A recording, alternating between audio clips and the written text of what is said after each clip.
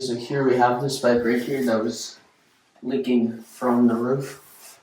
There's electric cables coming in to the same hole as the pipe, so that's where the leak happened. As you can see here, we had to open up all this wall and some flooring with that as well.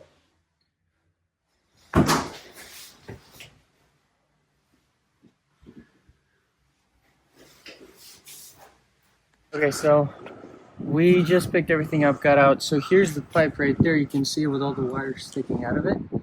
So as you can see, even such small thing, the connection where the pipe goes into the roof starts leaking. You can see how bad the damages can be and how much repair this house is gonna need.